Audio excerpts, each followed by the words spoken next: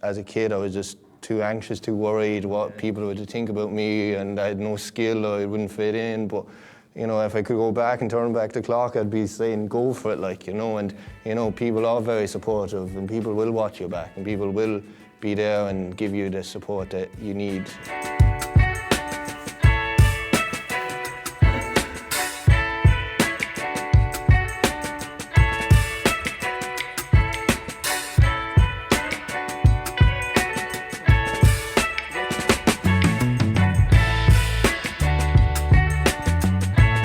So we're here today to talk for a very important topic, GAA for all. So Conor, you have been part of the Leinster squad, so you have played in the wheelchair hurling. What experience had you so far? I came across it through basketball, and because I know people playing it, and I had never really looked into it or anything. And as soon as I came, everyone was so inclusive and welcoming, and that's what kept me playing. What would you, Kevin? My kind of work with sport has been kind of the PR media side of things, and doing media work with Stephen Gleeson and Tib FM, and behind the microphone for big championship matches. And it's been a good opportunity, and everyone's kind of been very welcoming, and they've seen that I had a talent, so it's all about trying to find your niche. You yourself didn't play really that much football or hurling, but you became involved in helping out in other capacities, and you're integrated in the club. I guess being autistic as a young child, I didn't really feel like I belonged, in a team sport. I wasn't good at making friends. I wasn't,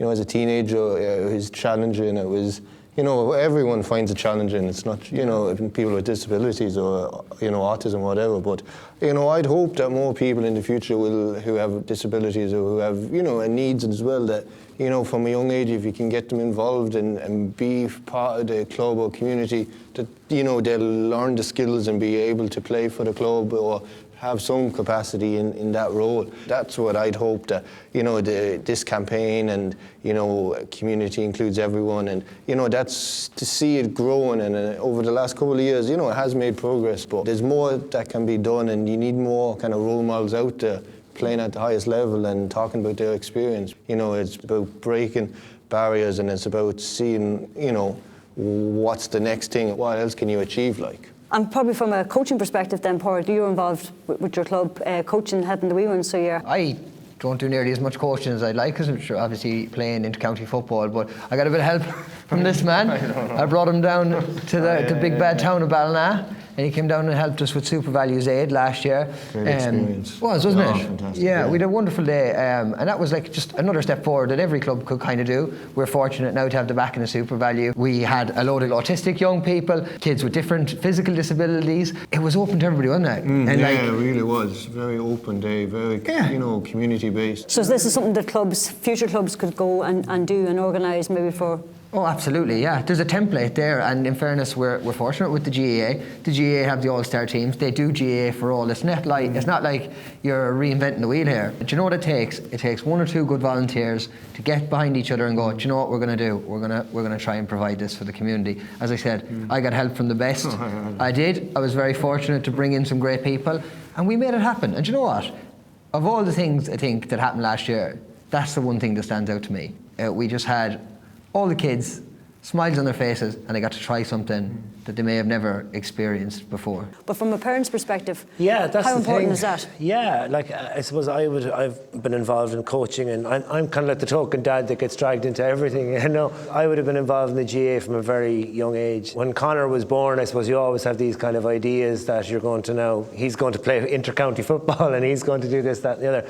I suppose our story changed, Conor's story changed, but what was great for me, I suppose, in my own personal journey was to see the difference that days like that can make. When you see kids that are included and involved fully, and they feel like they're part of the community and part of the team and part of an organisation, it has a huge effect on them. Their mental health, their well-being, their physical well-being. I think ultimately, though, it boils down to the element of fun. I'll coach anybody and I'll drive him anywhere, anytime, day or night, if it's fun for him. No one wants to play anything if they're not having fun. And again, it's not all about winning. And sometimes that's part of it if you're lucky. Once you're involved and you feel like you're part of it, then that's as much fun as it can be. We don't need to reinvent the wheel. Just keep making it enjoyable, keep making it fun. Just keep them coming back with a smile on their face. And we're doing our job. If everyone rose in behind it, good things can happen. Yeah, we made a good few friends. Well, a few, yeah. Not bad. I know, from all over, you know, being involved with this campaign, like, you know, and you have got friends and people that I've kept in contact with, you know, and friendship and looking out for one another, you know, that's very important. Do you think there's a fear factor there for new coaches or coaches that's not familiar with the diverse needs of a group? 100%.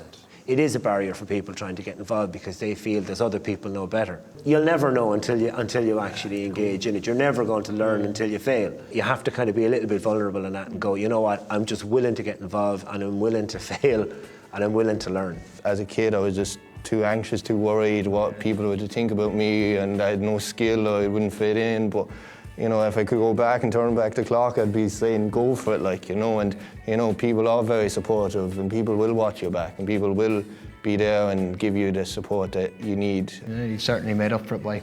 So you have.